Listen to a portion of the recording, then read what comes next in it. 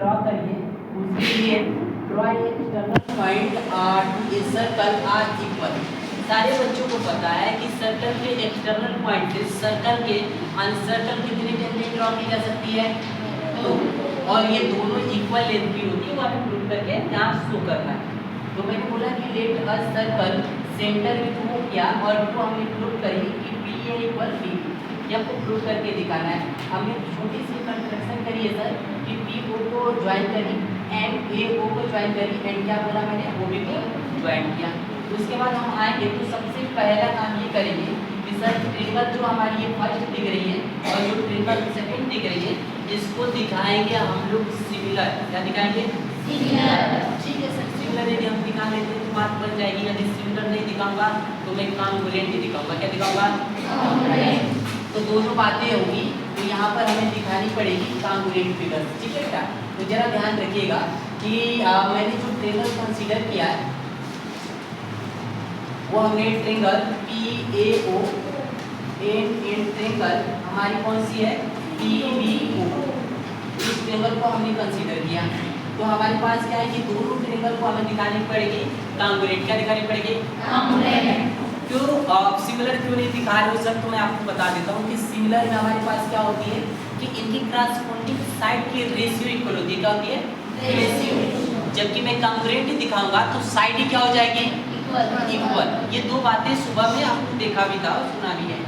वो आपके पास से कहीं ना कहीं चीजें चल रही थी, तो दिखाने के लिए क्या करेंगे? सेम प्रोसेस है सर। एक तो पहली बात कि आप ये बोल लो कि angle A equal angle B. Each angle कितने की है? 90 डिग्री की। पहली बात। दूसरी ये दिख रही है कि ओ ए क्या है? सर्कल की रेडियस है। क्या है?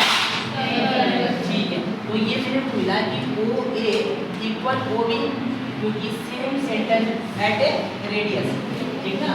ये बोल सकता था कि रेडियाई एट ए सेम सर्कल। ठीक ना?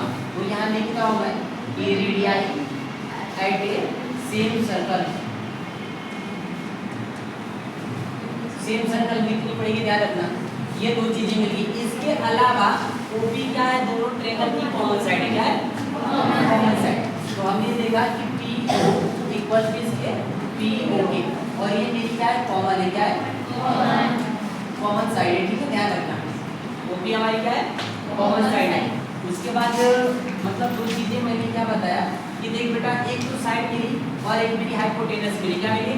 तो यहाँ पर जो ये सिमिलर मतलब congruent triangle P A O, ये कॉन्ग्रुएंट जो होगी triangle R P B O, ये किस रूल से हुई? तो आर एच एस रूल से, यानी right hand hypotenuse and side.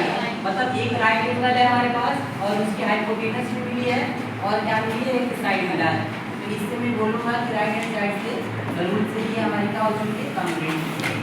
और जब भी कोई भी ट्रिंगल कॉन्ग्रुएंट होगा तो इनकी जो क्रॉसपोंडिंग पार्ट की जो साइड होती है सर, वो क्या होती है? इक्वल। क्या होती है? इक्वल। तो हम यहाँ पर सिंपलिसिटी से आप ये दो तीन चीज़ों को लिख सकता था कि जो मेरी साइड है पी ए इक्वल किसके है? पी बी के। और यहाँ पर छोटी सी बात ही आप लिख दीजिएगा भाई, सिंपलिसिटी। ठीक ना? Congruent part of congruent triangle, ध्यान रखोगे। ठीक है, congruent part of congruent triangle, ध्यान रखोगे। तो ये छोटी सी बात है और ये पेपर के लिए इम्पोर्टेंट है बेटा। सारे के सारे बच्चे नोट करिएगा बाबू एकदम ध्यान से। लिख कर आना है, सब लिख के देरी में पेपर में इसको नोट करिएगा, करते रहिएगा। ये पेपर की थोड़ी सी बताता हूँ कि जितने भी सेक्शन ए है और section B, section C, B और ई, तो जितने भी आप लोगों ने प्रैक्टिस करी है, तो थोड़ा सा टाइम की वजह में बता रहा हूँ। देखो एमसीक्यू में बच्चों का बोनस नंबर होता है, आप एक भी उसमें मतलब स्किप नहीं करेंगे, क्योंकि निगेटिव मार्किंग है। सारे मिल गया तो मिल गया, तो आप सबको कलेक्ट करोगे एमसीक्यू। सवाल ये है कि आप इसको 30 मिनट में आप प्रॉक्स मेहनत करें कि 30 मिनट में इसको हटा दें। 30 मिनट के आसपास एमसीक्यू तो पहले आपको टेस्ट करने की जरूरत ही नहीं है। आप 20 लाइनें छोड़े सीधे जाएं सेक्शन नंबर, ठीक है, ध्यान रखिएगा। 20 से स्टार्ट करते हैं। कहाँ से? सेक्शन नंबर बी से। ये नहीं कि आपको स्टैटिक्स क्वेश्चन आ रहे हैं तो सीधे पहुंच जाना डी सेक्शन पे, चलो स्टैटिक्स करते हैं 5 नंबर मिलेगा, ऐसा आपको नहीं करना है। नहीं तो बच्चों को सबसे बड़ी प्रॉब्लम ये आती है कि पेपर तुम लोग घाटते हो, पढ़ते हो और पढ़ने के बाद देखते हो कि ये आ रहा है, ये नहीं आ रहा है, ये नहीं आ रहा है, बस पूरा का पूरा विजन पेपर की हो गई, कहानी खत्म। ठीक है, जो आ रहा है वो भी आप गए। तो पहला काम तो ये करना ही नहीं, पेपर को तो पढ़ना ही नहीं है भाई, सीधे मैं उस चीज को पढ़ूंगा जो मैं करने जा रहा हूँ। तो पहली गलती कभी कोई बच्चा ये नहीं करेगा कि पेपर उठाया, पेपर में पढ़ा कि क्या क्या चीजें कहाँ से आई है, आपको नहीं करना ऐसा।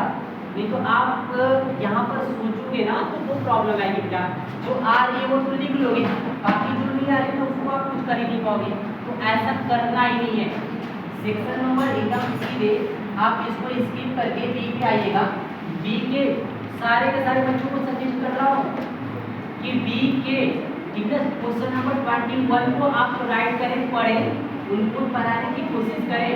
बनाते समय एक बात का ध्यान रखिएगा कि आप इतना तो जरूर लिखें कि जो ईमेल मेरे पास जो डाटा रहेगी वो लिखनी है, हमें जो फाइंड करनी है वो लिखनी है, ये बातें कर दी है, उससे जो भी रिलेटेड फार्मूले वगैरह है वो लिखनी है। 3 स्टेप 3 लाइन में होनी चाहिए। पहली बात 2 मार्क्स का क्वेश्चन होगा, 3 स्टेप आपको पहले से लिखना है, क्वेश्चन पढ़ना है और पढ़कर गिवन दैट ठीक ना तुम फाइंड करना, ठीक है, और उसके बाद आप क्या लिखोगे? फार्मूले लिखोगे।